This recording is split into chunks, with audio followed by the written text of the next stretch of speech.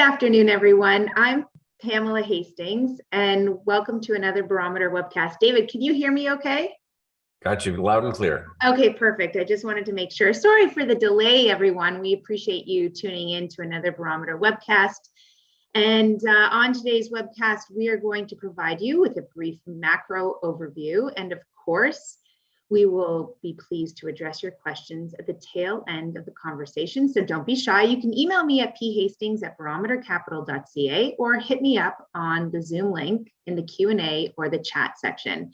And as always, I'm joined by our Chief Investment Strategist and President of Barometer Capital, the one and only David Burrows. David, it is great to see you, and I know everyone is looking forward to a very full presentation. So I will turn the conversation over to you. Good afternoon, David. Great. Thanks, Pamela. Thanks for hosting today. Thanks, everybody, for jumping on the call. It's good to have a Tuesday afternoon where markets have been a little bit more friendly over the last week. I think lots of people have questions as to whether this is a rally that can be sustained. And if so, how long? What sort of upside targets could we see? It was a week of macro. We have talked a lot about what's been going on in the US dollar versus the basket of world currencies. We've talked a lot about the sell-off in global bond market. And certainly we've talked a lot about the Fed's rate hike cycle. There's lots to think about. And I think that as opposed to giving you an opinion, we'll just try and keep things based in fact and walk through sort of top to bottom what we see going on and how we're addressing it in portfolios. Certainly it is not an easy world to operate in currently. There's lots of question marks. And so let's just start from the top. As we've talked about for some time, we continue to believe we're in a structural bull market in equities that started in 2013 in the US. And along the way, there have been lots of pullbacks. Structural bull markets bend, they don't tend to break. They tend to have sort of 3 steps forward and 1 big step back, but they make progress. Structural bear markets are very different. There are periods of time where, due to some structural shift, money starts to leave the equity asset class or whatever asset class you're looking at. You have much more deep and structural declines, tends to see at least one sort of 50% bear market along the way. Often those bear markets are accompanied by some kind of financial crisis or banking crisis, as we saw in 2008-9. And at this point, we don't see that, a very hard landing, but let's just push it around a little bit. If we take the chart of the S&P as we have over the last number of weeks, we see all of the various bull market corrections. And in fact, some of these would be termed as bear markets, but they're cyclical in nature. They tend to hold somewhere in and around the 200-week moving average, which we saw all the way through the 80s and 90s. Structural bear markets quite different. You slice through the 200-week moving average and often trend way below it, and back and forth over a period of years as money leaves the equity asset class and goes somewhere else where it's treated more favorably. And eventually the asset class winds up so underowned and unloved, and earnings are able to ultimately catch up with share prices, and you start a new bull market. Well, since 2013, we've been making steadily higher highs and higher lows, same way, lower bound by the rising 200-week moving average. We dipped briefly below it, in fact, in the COVID sell-off, but very quickly, within 1 month, traded back above it. So as we sit today, we remain above the rising 200-week moving average. We definitely went down and challenged it over the last month. We came close to challenging it in June of this year. But in both cases, nice, strong rally off of it. And so at this point, I have to say, it continues to qualify that we are in a structural bull market for stocks. We talked a lot about the fact that positioning has been exceedingly defensive. The percentage of managers who are overweight equities has been at multi-year lows. The amount that hedge funds and asset managers had been short the S&P 500 futures contract, trying to hedge against risk of a further decline. The fact that cash levels in portfolios, again, we're at multi-year highs, in fact, going back to 2001. And part of that is because this correction, bear market, has been going on now about 9 months. It's not something that's happened all at once. It didn't start with everybody out way over their skis, over positioned. And as the risks have piled up, people have had time to assess and make changes to their portfolios to reflect their view, whether it's positive or negative. It's not something that had to happen all at once. We know that recently, private investors really, really raced to get protection or to buy puts against falling prices. Now the dollar value can be somewhat misleading because, of course, the size of the market has continued to grow. But obviously, we dwarf anything that we've seen before by way of investors buying puts. Interestingly enough, last Friday, 45% of all of the options in the marketplace expired. So there was certainly people hoping or thinking that markets would sell off into last Friday, and certainly Friday didn't start very well, but ended very well. Corporate insiders have held back on selling shares recently over the last few months. And investors sell for lots of reasons. Corporate insiders, they sell to do estate planning, they sell for all kinds of reasons. But certainly the selling has dried up and has gone well below what we've seen over the last number of years.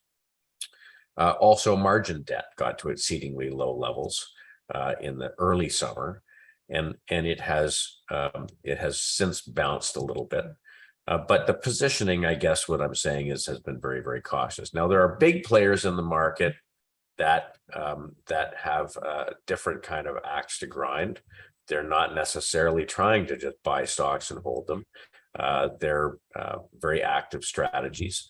There are investors who use what's called a risk parity strategy, which they pair equity holdings against a leveraged bond portfolio with the expectation that if stocks were to sell off, bonds would rally. Well, of course, that hasn't worked this year. And so they have been under redemption and have been reducing the size of their portfolio quite aggressively. And that's had an impact. And then there are CTAs, which are commodity trading funds, and they are active in chasing trends. So positive trends or negative trends. And to the recent point a week ago, this is about $200 billion, which levers up to much more. They were close to 100% short the market. So positioning was leaning in one direction. And if we look at the S&P, we came back, we undercut briefly the June lows and have rallied off it. And in fact, rallied quite substantially. The market's up about 10% off the lows. So S&P's had a great bounce. In some areas bounced more, some areas bounced less. And the question is, how sustainable is it? Well, we talked before about the fact that we started out on the 4th of October with a day where advanced decline volume was 293 to 1, which is a very substantial breadth thrust day. And that had only happened a few times in the past. Each time had been important near-term lows. We followed that up with some additional big breadth days, and in specifically last Friday, which would qualify as a follow-through day. You like to see a very strong up day, and then within 7 days, have a day where you have at least 1.7% upside in the market on strong volume and very good advanced decline readings. And we got that last Friday. Again, historically, those kinds of days at least nail short-term bottoms in the market. So the question is, how much could we expect the market to rally? There are certainly people of the view that we could be headed into just a seasonal rally, or maybe it could be something more than that. I think the point that we would make is there's no bottom ever that happened without starting with a short-term rally to begin with. So we have to start with that and then make assessments as to the market's behavior and health as we go forward. But the net of it is we did retest those lows from June. We did hold them and rally off them. If we take the TSX, there's a long-term picture back to 2005. It actually looks even more constructive than the US stock market does. The Canadian stock market has a different sector makeup than the US market, a lot less technology, a lot less consumer. And in fact, those have been two of the weakest sectors. So the Canadian market's held in better, especially because we have more energy exposure. If you look at volatility, this is the near term for volatility, really over the past year. We had a spike in volatility in January. We had lower spikes to lower highs since then. And as of 2 weeks ago, we got back to 34. But look at the way the VIX has come off. And in fact, today we undercut the low from early October. We watch that because very often, if your things are going to get worse, we're going to get a bigger spike in volatility. If we take the lens back to compare it, you can see the spike in volatility we got in 2009. Now, we were headed into a financial crisis, and certainly volatility showed up in the face of that. In 2020, as we headed into COVID, again, a big spike, which quickly reversed itself. And once we had that spike, it was done with. So if you look at the volatility over the past year, really, it doesn't speak at this point to some kind of looming crisis. Now, we talked about the fact that bear markets, even ones that are associated with recession, that happen during a structural bull market, tend to be limited to 18 to 25% over anywhere from 9 to 14 months. It's not to say there aren't bigger bear markets, but they tend to happen in structural bear markets, like the one in 2001 and 2 and 8 and 9, or like the one in 1974, which everybody wants to try and compare this current market to because it was also associated with inflation. But that happened well into a structural bear market that started in 1966. You were already 8 years in. You had many, many years of building inflation. I think this is quite different. Now we look at the bond market. And we look at the bond market again for context, but this is an asset class just like equities. In fact, it's 10 times bigger. And it has big structural moves as well. We've seen a structural bull market in bonds or falling rates since 1981. We saw a generational low in our opinion in 2020. And since then, yields have moved sharply higher. The last time we got a generational low in interest rates was in the late 1940s after the Second World War. And very similarly, governments were up to their ears in debt. Similarly, governments were trying to hold interest rates artificially low. Similarly, there was a big surge in demand like we had after COVID, and then there was 2 years of quite substantial inflation. Yet, over the next number of years, stocks worked their way higher from 1951 to 1966, despite the fact that rates moved in ebbs and flows higher until 1981. So here's the TLT, the long end of the US bond market, to the worst point last week, off 48% from the highs. I mean, that is a remarkable number. I think as of last week's webcast, it was a 43% correction. And you can see now, here we are up off those lows. If we look at yields, yields hit a high of 4.33%.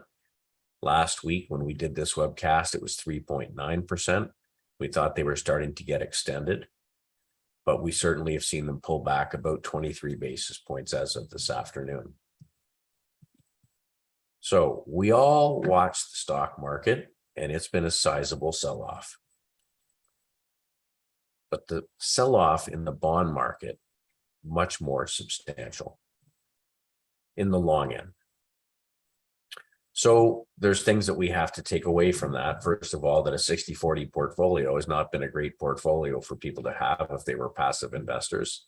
People are often told if they put 60% of their portfolio in equities, broad-based index, 40% in the bond market, one's going to offset the other and everything's going to be fine. Well, it's not been fine this year.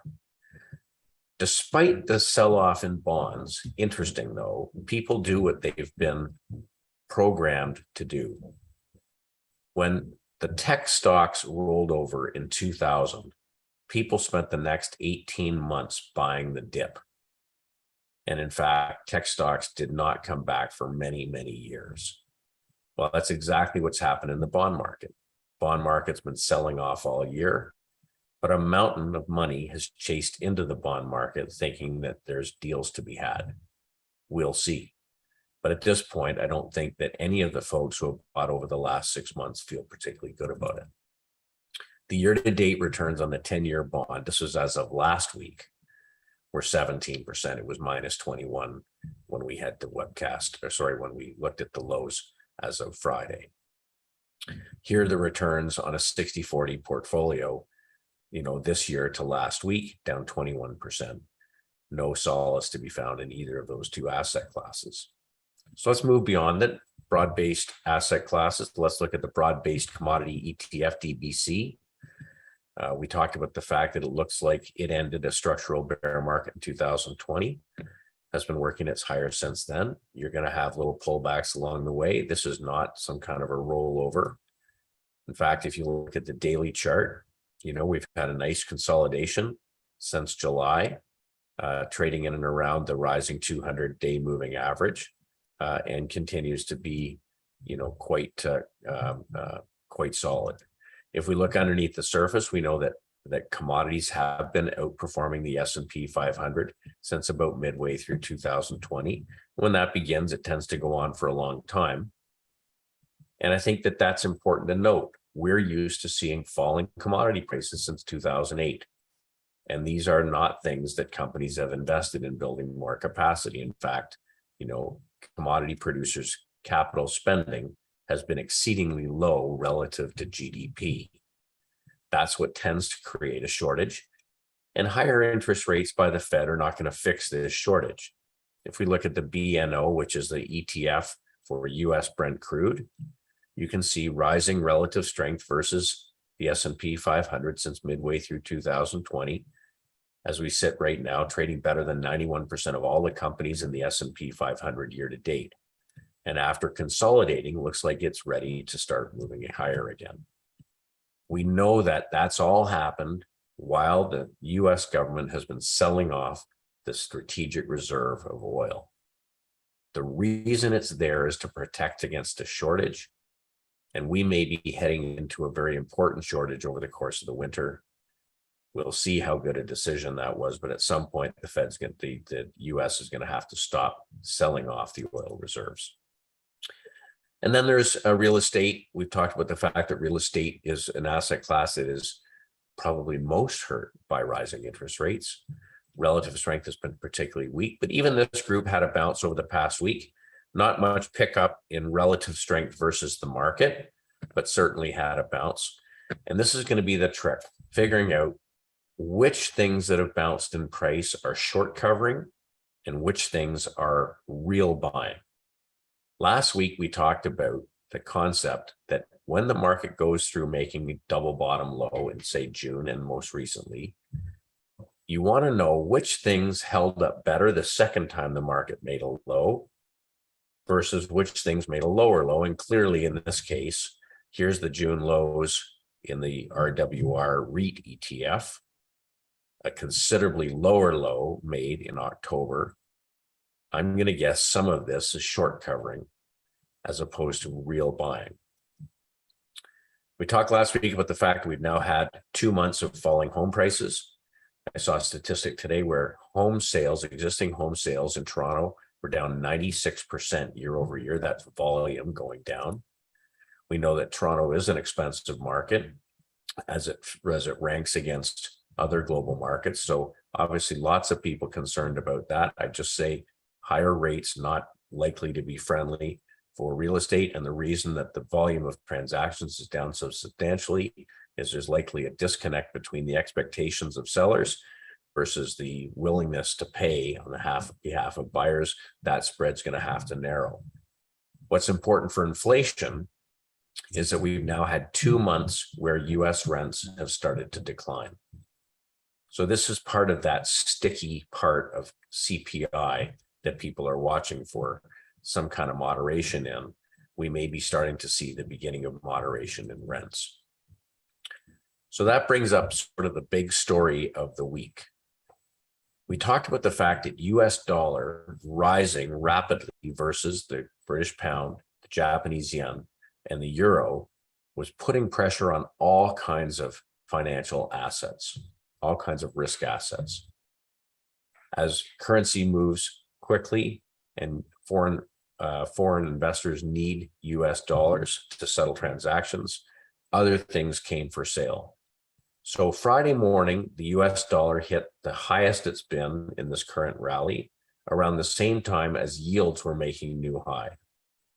Within a half an hour, there was intervention in the currency markets. The Japanese yen started to rally.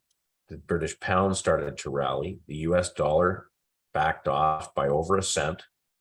And around the same time, there was an article published by the Wall Street Journal talking about how the Fed was very focused on not raising rates so much as to cause an accident. So this was the headline in Barron's the week leading into this period. We talked about the fact that commercial hedgers had probably done what they needed to do from a hedging perspective. And this was the reversal lower in the US dollar. So this is October, the US dollar making a high at just about 115, dropping to 110. We're now sitting right on the rising 50-day moving average. We broke down out of this consolidation, and that provided a lot of relief to equities. Of course, the concern is that we go from a typical garden variety recession to a hard landing or some kind of financial crisis. A quickly rising US dollar and quickly rising bond yields raised the concern that somebody might wind up really offside and cause a break in the market. So of course, we've had a relief rally. Here's the US dollar, looking at it through a point and figure lens. We know point and figure charts are useful because we can see when something's making higher highs and higher lows, which the US dollar has been doing consistently over the last number of months. This is since the beginning of 2022. And for the first time, we made a lower high and then a lower low. So whether this winds up being a full-blown reversal or just a correction in the US dollar, certainly it's helping to take the pressure off of risk assets. Now, look, we can have all kinds of opinions. We need process to make decisions. In our world at Barometer, we're very tactical. I sat today with 34 different portfolio managers to hear a global strategist in downtown Toronto, well-regarded guy. And in the conversations I had, I was reminded of the fact that most people have very constrained investment policy statements. In other words, they have to stay very close to the index weights. They're invested almost all of the time, perhaps with a 5 or 7% ability to go to cash. And my view has always been, we need to have a lot of flexibility so we can make sure that the portfolios stay in tune with what's happening in the market today. So we could have a little money everywhere, or we can say, what is it that has a tailwind? What is market leadership in the market? And focus in those themes, sectors, geographic regions, asset classes that have a tailwind. We don't have to be everywhere. Our job is to always look for change in that leadership, of course. And then in the absence of leadership, have a willingness to be in a substantial cash position or avoid certain parts of the market. In other words, to be tactical. I think our job is most important not to let little mistakes turn into big ones. So if that means stepping aside from time to time, it's okay. We'd rather, people say, well, what happens if you miss the 10 best days on the market? Well, if you ever saw a chart of what happens if you miss the 10 worst, it has a much more substantial impact. In our process, we run our top-down models, which I focus on, trying to identify pockets of our investable universe that have expanding breadth. And within those sectors that meet our tests or themes or asset classes, we try to find securities, specific securities that have business characteristics that point to that entity being good and getting better. So good getting better in areas of the market that people care about, well, that's where our portfolio should lie. And of course, the last piece is this is a dynamic universe. We got to be ready to make changes. And we have to have discipline. And so we run stop losses on all of our positions to make sure that little mistakes don't turn into big ones. So let's talk about that. We want to find areas of expanding breadth. We only can put money to work when we see expansion in breadth. In other words, the percent of stocks or securities that are performing well is expanding. It means money's getting put to work. When breadth is deteriorating, it doesn't mean we go sell everything, but it means we tighten up our stops. And to the extent we get stopped out of an existing position, no new money gets put to work. And we track these breadth models across asset classes like equities, fixed income, real estate, and so on. We track it across industry groups within those asset classes. We track it for market cap. We track it for geographic regions. And our job is to try and find constructive assets. So here's where we sit from a model perspective. I put this up each week. In the NYSE, the percentage of stocks in uptrends has expanded quite dramatically over the last 3 weeks. So this is the third week in a row that we've put up a positive indicator for the NYSE. We've yet to see it at the broad market level in Canada or globally, but under the surface, our short-term indicators continue to improve. The percent of stocks trading above the 50-day moving average in the US this week hit almost 35%. That comes from the point where we were 2 weeks ago at about 10%. So 35% of the companies in the NYSE are trading above their 50-day moving average. Does that mean the whole market looks good? No, it means that 35% of companies are trading above their 50-day moving average, but that number is expanding. The percentage of stocks with positive weekly price momentum or have upward trajectory this week got to over 60%. Percent of stocks making new highs versus new lows began to expand, and the percent of stocks trading above their 150-day moving average or the long-term moving average also expanded. When we look across the globe, it didn't just happen in the US. We saw breadth start to improve in Asia Pacific region, specifically Japan. We saw improvement in European equity breadth. We saw improvement in Latin America equity breadth. And then in specific countries, Japan and India, Brazil, notably in South America, in Europe, important Germany turned higher. And so we're seeing some broad-based improvement. Now, that doesn't mean it's going to continue forever, but it's a first step. It means that we've got a green light to look at new positions in these geographic regions. Of course, we have to find sectors that meet our tests as well. So to put it in context, this goes back to 2006. We're measuring the percent of stocks in uptrends. NYSE bullish percent hit a low of 18%. As of today, it's at 30%. I think it moved up about another 2% today. We're back above that 30% line. This is what happens when markets go through bottoming process. And whether it is that we will have to retest that again at some point, we'll have to see. But at this point, we're seeing improvement, and that's the first step. Percent of stocks with a 50-day moving average bottomed out at 4%, sitting at 34%, having moved nicely higher over the last 2 weeks. Percent of stocks with positive weekly price momentum, now moving up to 66% from a low of 8%. And the percent of stocks in the NASDAQ, which had been lagging, also reversed higher from a higher low. So at the market level, we're seeing improvement in equities. If we take a look at the QQQ, which is the NASDAQ 100, tech heavy, it certainly saw improvement, but the relative price performance not so significant. As I said, we're going to have to sift what is short covering and what is real buying. NASDAQ 100 made a substantial lower low than it did in June. That's an X, and has not seen much by way of relative improvement. So certainly things are bouncing there, not so convincing to us that we want to add positions. So let's talk leadership. Last week, when we put up all the groups that we follow, 41 industry groups, there were several that had turned positive. The ones in capital letters had already started to show improving breadth: transportations, restaurants, oil service, and so on. As we sit today, we've moved from 22%, the average sector having 22% of stocks in uptrends, to the average sector having 26% in uptrends.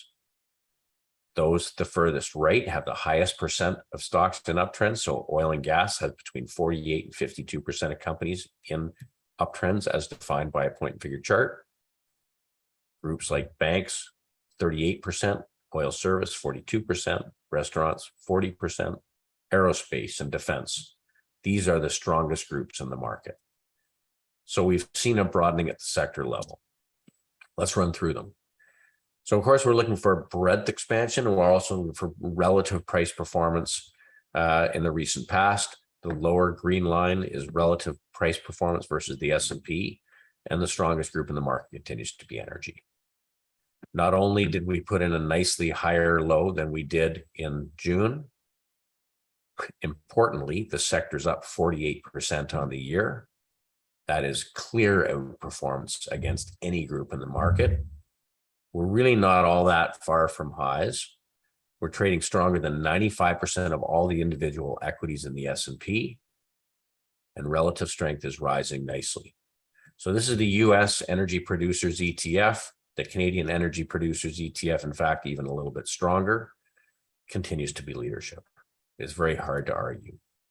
Now, we know that capital spending has been down over the last number of years. We've started to see it rise, and that's important because that also has implication for the oil services group. This is an ETF made up of companies like Schlumberger, Halliburton, Baker Hughes, and so on. This has, in fact, been even stronger than the oil producers themselves because, of course, as Biden's been selling off the strategic oil petroleum reserve, we know they're going to need to replace it. This past week, he talked about the fact that he would like to buy back all of the oil that they sold in and around $68. Well, he better line up because there's a lot of people willing to pay a lot more.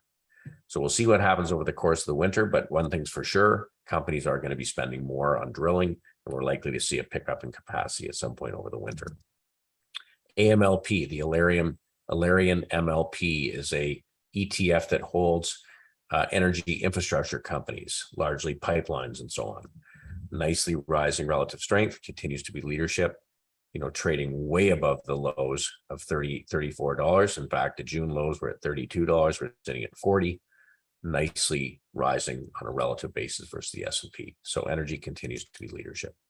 Beyond leadership, an important group that we like to see acting well, we've seen nice rising relative strength in financials is the XLF, which is a broad-based ETF of financial services companies. Notably, insurance has been leading the way. Very strong relative price performance over the last few weeks. And broker dealers, which includes Morgan Stanley, Goldman Sachs, Charles Schwab, and so on, has seen rising relative strength since April. Again, these are leadership characteristics, not only making higher lows when the market made a lower low, but rising on a relative strength basis. Got to also remember that the KBE ETF, which is the US banks, only recently in 2021 exceeded the highs from where we were back in 2008. So still very, very early in what is likely a new structural bull market in financials. And will they go straight higher? No, but certainly they're acting the right way against a very tough market. Metals and mining companies, XME ETF, again, rising relative strength, better than 86% of companies in the S&P. And the point and figure chart this week broke out of this broad range consolidation that they've been in over the last several months to the upside. Again, our view has been that we are likely to see a continuation of this breakout we saw in early 2022. We pulled back and consolidated. I think it's very encouraging to see relative strength hanging in so well. Moving on, healthcare, rising relative strength, led by biotech largely, but some medical devices and healthcare services companies like United Healthcare. Industrials, we talked about last week, had a great week this week, led by aerospace and defense, really moving sharply higher, sharply improving relative strength. In fact, some of our companies made new all-time highs this week. Northrop Grumman made new all-time high. Lockheed Martin is very close. General Dynamics is very close as well. So not a lot of change in leadership, And certainly the groups that have made higher lows versus June continue to show strength. I would say that's real buying. Now let's look at what might be short covering. Well, the IYW, the US Tech ETF, made a substantially lower low in October and has had a nice bounce, but not really much by way of pickup. And this includes today's rally where the NASDAQ was up nicely, up 86 basis points, but again, lagged the other indices. The communications group, with a very low relative strength, had a little bounce. I would argue this is more short covering than anything else. And we have seen a neutralization of relative strength in the consumer. Again, we got to be really careful here and pick our spots. Some of the companies that we added, a couple of companies over the past 2 weeks. We talked last week about O'Reilly Auto Parts. This is what happens when a company has been really strong against a weakening market. This has been rallying since August, and with the market turning higher, really blasted off to make new highs. This is exactly what we're looking for. Strong companies within a group that's got a tailwind, and that they will likely perform well when the market gets a tailwind. We've had all three. Also, we talked about Texas Roadhouse last week. So I don't want to belabor this. Seasonally, we are at a point in the year where historically markets tend to find lows. We're headed into an election, and we know that in election years, from November to April, since 1950, every one of the midterm election years was positive in that period. That's a pretty good record. Technically, we've seen nice reversals and improvements in breadth. And we know that positioning is very, very defensive. But we still don't want to go out on a limb. We've talked about the fact that we have a lot of money sitting in short-term bonds. Well, it used to be when we had money sitting in short-term bonds, we were getting a 0% return. In a 1 to 2 year bond, we can get over 4%. So we continue to have a pretty significant cash or short-term bond weight. Our energy weight has been consistent around 15% and at a multiple of the weight in the S&P. We have an overweight position in financials because the relative performance has been quite good.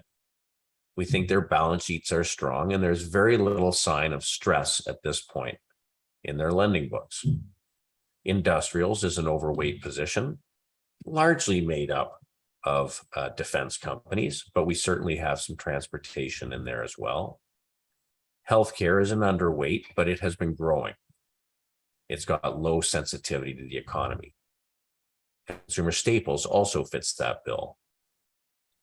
These are defensive parts of the portfolio. So at one end of the barbell, we have energy, financials, and industrials, things that do well in a more inflationary environment. At the other end of the barbell, we have defensive characteristics in consumer staples and healthcare. And then when we move down through the portfolio, we have a market weight position in materials. It's highly economically sensitive, and we believe the outlook is good, but it is a more volatile part of the market. And we remain significantly underweight technology, real estate, communication services, and consumer discretionary. So we'll see whether this market can prove its way out. I'd say it's met a lot of tests that likely mean the market can rally. When we look at that long-term chart, we continue to be above that rising 200-week moving average. My guess is that in the next couple of months, we could see the S&P rally as much as to 4,100, which would be a substantial move from here, and that's where the 200-day moving average is going to run into it. We'll see whether we can get through. Now, we are in the reporting period. This month, 68% of companies in the S&P 500 will report. And it's been not so bad. 129 companies out of 500 have reported. The average company is beating the estimate on the revenues by 1.45%, so no major negatives there. Of course, there are some bombshells here and there, but the broad market beating on revenues, beating earnings estimates by about 4.7%, so that we can see that the earnings and sales beats are about what they've been over the last few quarters. Sales beats maybe a little bit less. And on the actual earnings and sales, Sales growth on average has been 10% and earnings growth has been 1.22. So my guess is over the next couple of quarters, we are going to see earnings be challenged. We've seen estimates come down. The question is whether the rate hikes have been baked into the cake, whether some of the political risks are well understood. But I always say the market's like a giant machine. There's 1,000 moving parts. It's very hard to pick one or two parts that make a difference. It's the combination as to how they all fit together and the output of the machine that's important. At this point, we're seeing improvement in our underlying quantitative measures. We are not confident. We are cautious. We are positioned for flexibility. We are not making big bets. We are focusing in the highest quality companies that we can own in parts of the market where we can see money is being put to work and they are relatively outperforming the rest of the market. And we have the flexibility with our 30% position in cash and short-term bonds that we can selectively add positions as it makes sense.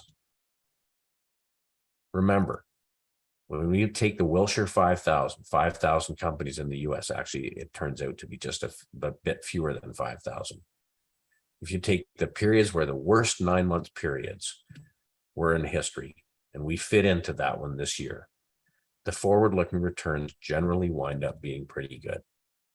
We're not making a bet on that. We're not fully invested, and we will pick our spots. Seasonally, we know that the November to April period in midterm election years have been positive every single time. Again, that's anecdotal. It doesn't cause us to make decisions that way. But our breadth models are improving, and we are considering adding new positions.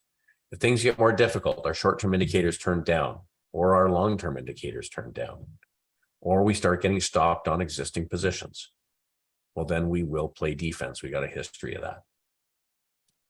But in the meantime, we're somewhat more optimistic this week than we were last week.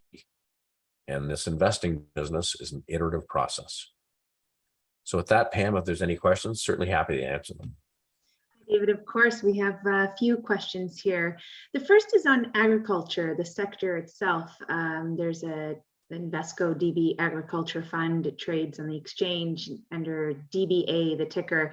One of our investors and key watchers of our show is interested in your thoughts in that space specifically.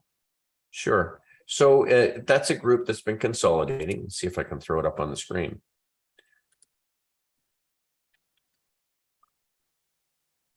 So there's the long-term picture for the DBA. It looks a lot like the RJI index or the Rogers Commodity Index or the DBC index, which we looked at earlier today. Quite similar. Consolidation has been taking place. If we take a look at it a little bit closer under the lens, you can see that it's been consolidating. It has not had a lift over the last week. So that's something that we're watching. If we zoom the chart up, I'd like to make sure that we see it hold sort of above $19. Certainly, if we took out the lows, this would be something that would have to go to the sidelines. We've seen a little bit of a pullback in corn and in wheat, but in general, when we look at the agricultural business, there's Nutrien. Again, it's been consolidating, and that would be a perfectly normal consolidation. I'd like to see some continuation here. It's one part of the commodity sector, and I don't think the shortages are going to be fixed overnight, but certainly we have to watch it. Thanks so much, David. The next question is on how Barometer hedges currency exposure back to Canadian dollars. Yeah, so we do have flexibility, but in our pools, we tend to stay hedged back to Canadian dollars. And it's because you can own an asset, but if the currency is weak, get your returns washed away. So for instance, if we put up the EWJ, that's the Japan fund unhedged. Now, what's interesting is it doesn't really reflect what's actually happening in the Japanese market. If you take the DXJ, that's currency hedged Japan. So actually the Japanese market is performing exceedingly well, but the Japanese currency is weak. So we prefer to use holding where we're hedging back to Canadian dollars to hedge risk. I think that our longer term view is that if energy continues to be strong, then likely the Canadian dollar can improve versus US dollar. That's great. In the short run, Canadian dollar has been weaker than US dollar. But by staying currency hedged, we take out the risk of big currency swings.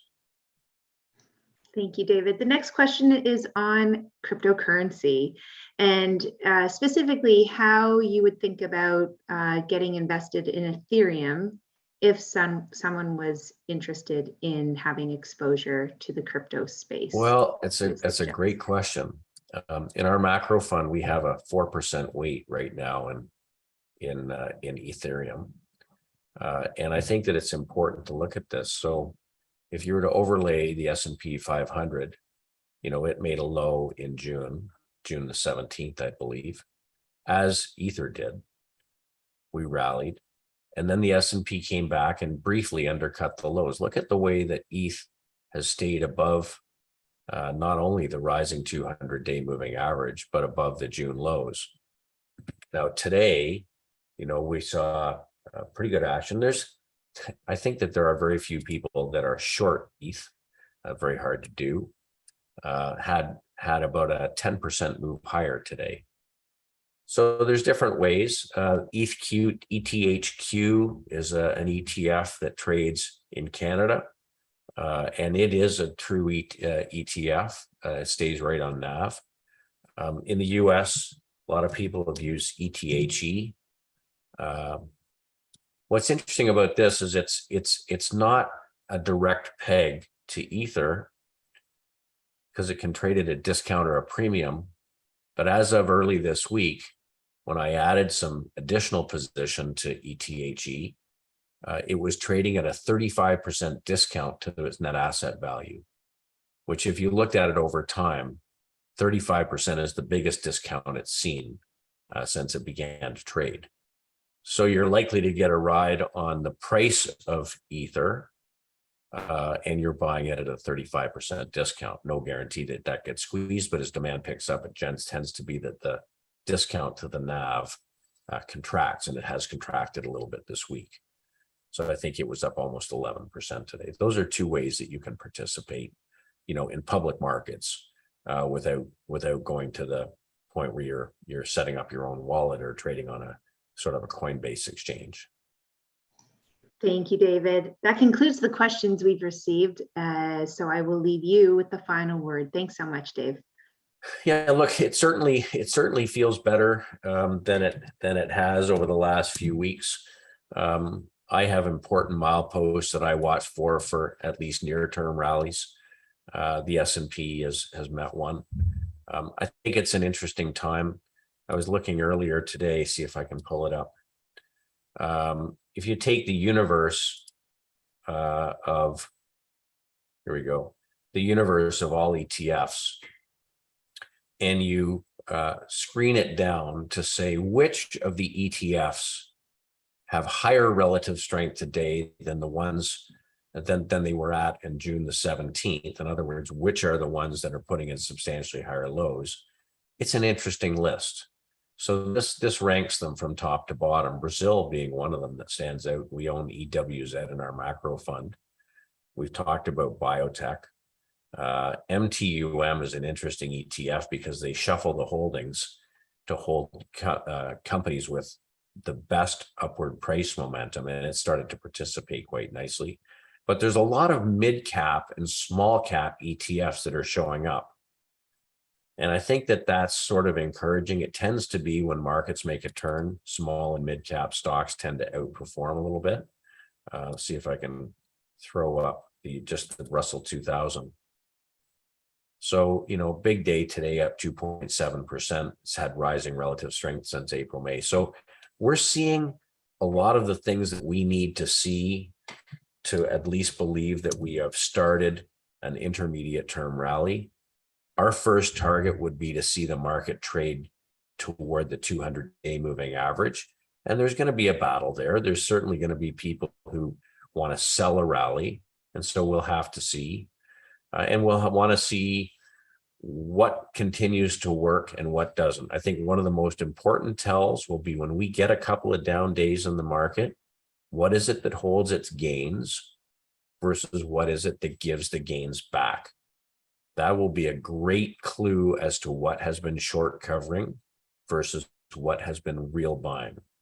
I think by limiting the universe of securities we want to look at to those that are making substantially higher lows on the second market low, we start with a list that already is likely to be real buying, but we'll have to see that all be proved out. In the meantime, it's okay to have some cash. We're getting paid 4%. It gives us flexibility, and we'll continue to assess the economic conditions and the market conditions as we go ahead. So thanks everybody for joining. If you got any questions, give us a call, shoot us a message. We'll answer quickly. And if you're a client, want to have a conversation about your current holdings, we're pretty pleased with the fact that we've held in much better than the market over the course of the year. Or if you're not a client, want to have a conversation, you got questions, don't hesitate to contact us. Thanks very much, everybody. We'll see you next week. Thanks, Pam. Please.